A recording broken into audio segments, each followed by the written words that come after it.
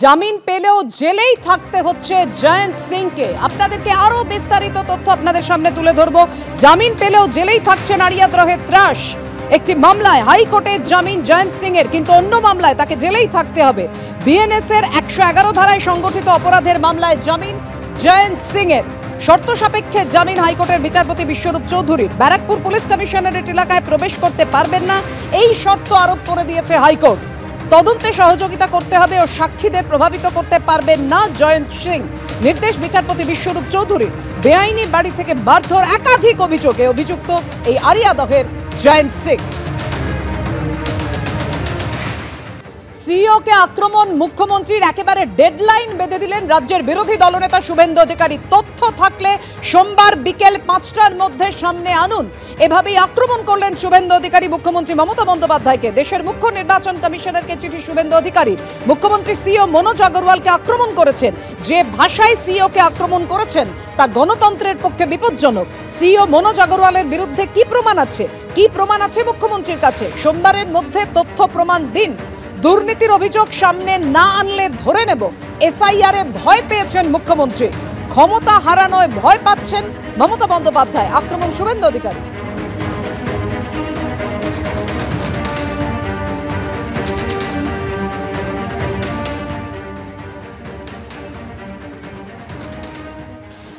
গতকাল পশ্চিমবাংলার প্রশাসনিক প্রধান মাননীয় মুখ্যমন্ত্রী প্রশাসনিক হেডকোয়ার্টার নবান্নতে রাজ্যের মুখ্য সচিব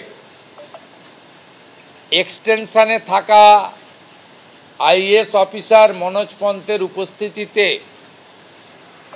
সরাসরি নির্বাচন কমিশন এবং তার মুখ্য প্রতিনিধি পশ্চিমবাংলার সিইও মনোজ আগরওয়ালকে আক্রমণ করেছেন, যাকে বলা যেতে পারে বিলো দ্য বেল্ট। মনোজ আগরওয়ালের বিরুদ্ধে আপনার কাছে কি তথ্য আছে পশ্চিমবঙ্গের জনগণ জানতে চায়, আমরা প্রধান বিরোধী দল জানতে চাই। আপনি যদি সোমবারের মধ্যে মনোজ আগরওয়াল মহোদয়ের দুর্নীতি প্রকাশ করতে না পারেন, আপনার আইএএস আইপিএস অফিসারদের, আপনার সিওমোর স্টাফদের সিরিজ অফ দুর্নীতি আমরা আজকে কিছুটা বললাম, বাকিটাও ভবিষ্যতে বলবো। ফাঁস করুন। আপনাকে সোমবার বিকেল 5টা অবধি টাইম দিয়ে গেলাম। প্রমাণ দিতে হবে আপনাকে। প্রমাণ না দিলে আর সিইসি এবং সিও ব্যবস্থা না নিলে দেওয়ালির পরে কয়েক হাজার লোক নিয়ে আসবো। নিয়ম মেনে 200 মিটার দূরে পাবলিক থাকবে, আর 50-60টা এমএলএ এখানে নিচে বসে থাকবো। জ্ঞানেশ কুমারজি বা তার প্রতিনিধি না এলে উঠবো না। মমতা ব্যানার্জি ইলেকশন কমিশনের উপরে নয়। মুখ্যমন্ত্রী নিশানায় এ রাজ্যের মুখ্য নির্বাচনী আধিকারিক। গতকাল কি বলেছিলেন মুখ্যমন্ত্রী দেখুন। এখানে যিনি সিইও স্টেটের থেকে যিনি গেছেন, যিনি যার বিরুদ্ধে অনেক কিছু অভিযোগ আছে, সেগুলো সময় হলে বলবো। আশা করি তিনি বেড়ে খেলবেন না, মানে ওভার রিঅ্যাক্ট করবেন না। তিনি বড্ড বেশি অফিসারদের থ্রেট করছেন, যিনি নিজে নানা অভিযোগে দুর্নীতিগ্রস্ত। এসআইআর শুরু করবার আগেই ওটা তো ফিল্ড সার্ভে নয়, ওটা হচ্ছে শো অফ। মানুষের কাছে যাওয়া নয়, কয়েকজনকে অফিসারকে ডেকে মিটিং করা, থ্রেট করা, স্টেট গভর্নমেন্টকে টোটাল বাদ দিয়ে। আজকে বিজেপিকেও আমি আবেদন করব, আগুন নিয়ে খেলবেন না, কন্ট্রোল ইয়োরসেলফ ফার্স্ট। আর মুখ্যমন্ত্রীর এই আক্রমণ নিয়ে পাল্টা ডেডলাইন বেঁধে দিলেন রাজ্যের বিরোধী দলনেতা শুভেন্দু অধিকারী। যদি রাজ্যের মুখ্য নির্বাচনী আধিকারিকের বিরুদ্ধে কোনো প্রমাণ থাকে তাহলে তার সামনে আনুক, তথ্য দিন। একেবারে সোমবার বিকেল 5টা পর্যন্ত তিনি ডেডলাইন বেঁধে দিয়েছেন। তৃণমূলের মুখপাত্র অরূপ চক্রবর্তী এই মুহূর্তে আমাদের সঙ্গে টেলিফোনে রয়েছেন। কি বলবেন অরূপদা? দেখুন, বাংলায় একটা প্রবাদ আছে, মায়ের চেয়ে মাসির দরদ বেশি। যখনই দেখা যাচ্ছে নির্বাচন কমিশন বেকায়দায়, যখনই দেখা যাচ্ছে নির্বাচন কমিশনের জাল জুয়াচুরি ধরা পড়ছে, তখনই নির্বাচন কমিশনকে আড়াল করার জন্য বিজেপি নেতাদের ছুটতে হচ্ছে। নির্বাচন কমিশন কেন উত্তর দিতে পারছে না? এর আগে আমরা দেখেছি যখন প্রেস কনফারেন্স করে বলা হয়েছিল বেঙ্গালুরুতে কিভাবে ভোট চুরি করেছে নির্বাচন কমিশনের মদতে বিজেপি, তখন অনুরাগ ঠাকুর এমপি এবং প্রাক্তন মন্ত্রী তিনি দাঁড়িয়ে প্রেস কনফারেন্স করছেন, আর এখানে শুভেন্দু অধিকারী ছুটছেন। অর্থাৎ সিরিজটা এক, সুতোটা এক জায়গায় বাঁধা। নির্বাচন কমিশনকে দিয়ে ভোট চুরি করানো হবে, সেই ভোট চুরির বিরুদ্ধে যে প্রতিবাদ করবে বিজেপি আগ বাড়িয়ে গিয়ে তাকে ডিফেন্ড করতে যাবে। এখানেই প্রমাণ হয় যে আসলে ভোট চুরির পুরো খেলাটা বিজেপির মদতে এবং বিজেপির পরিকল্পনায় হচ্ছে। মমতা ব্যানার্জি যে কথা বলেছেন 100% সঠিক কথা বলেছেন। বিহারে অসভ্যের মতো 65 লাখ মানুষের নাম বাদ দিয়েছিল, তারপর 23 লাখ মানুষের নাম তুলতে বাধ্য হয়েছে সুপ্রিম কোর্টের নির্দেশের পরে। তাহলে ওই 23 লাখ মানুষের নাম বাদ দিয়েছিল কেন?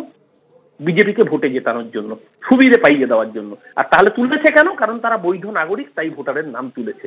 অর্থাৎ নির্বাচন কমিশন যে বিজেপির আজ্ঞাবহ কৃতদাস, এটা প্রতিটা পদক্ষেপে বিজেপি নিজেরাই প্রমাণ করছে। শুভেন্দু অধিকারীর ভালো মতো জানে যে এ রাজ্যের বুকে ভোট হলে এবার লিডার অফ অপোজিশন হওয়ার মতো আসনটুকুও জুটবে না। তাই ভোট চুরি করতে না পারলে, 1 কোটি ভোটারের নাম বাদ না দিতে পারলে এ রাজ্যে বিজেপির কোনো সম্ভাবনা নেই, সেটা শুভেন্দু নিজে সবচেয়ে ভালো জানেন। তার জন্য এই নির্লজ্জ মরিয়া প্রয়াস।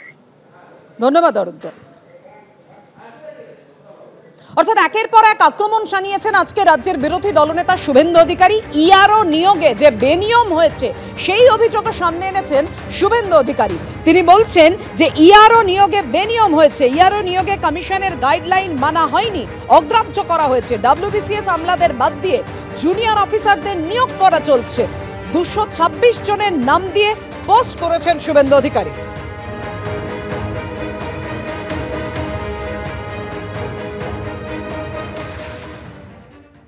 আমরা ইলেকশন কমিশনারকে একটা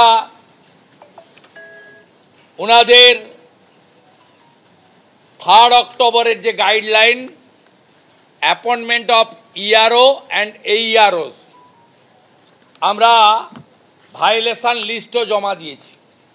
দক্ষিণ দিনাজপুরের কুমারগঞ্জ, দক্ষিণ দিনাজপুরের কুসমন্ডি, দক্ষিণ দিনাজপুরের তপন,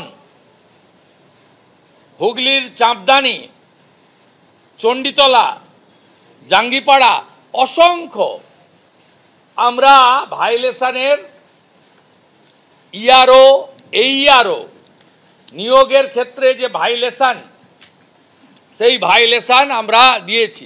আমরা বলেছি এই অফিসকে পরিষ্কার করতে হবে। আপনাকে ইলেকশন কমিশন ইতিমধ্যে জানিয়ে দিয়েছে যে রাজ্য সরকার স্টাফ না দিলে সেন্ট্রাল গভর্নমেন্টের স্টাফও আপনি নিতে পারেন।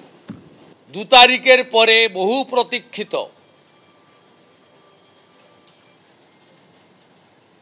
ওয়েবকাস্টিং ক্যামেরা কেলেঙ্কারি, ওই তথ্য প্রমাণ বিরোধী দলনেতা প্রকাশ করবে। সেদিন যা দেখাবো, যা দেব, পশ্চিমবাংলায় গত লোকসভা নির্বাচন যে প্রহসনের নির্বাচন হয়েছে তথ্য দিয়ে প্রমাণ করে দেবে। এবারে কোথাও চুরি করতে পারবে না। সব কাজ অনেক দিন ধরে করেছেন আপনারা।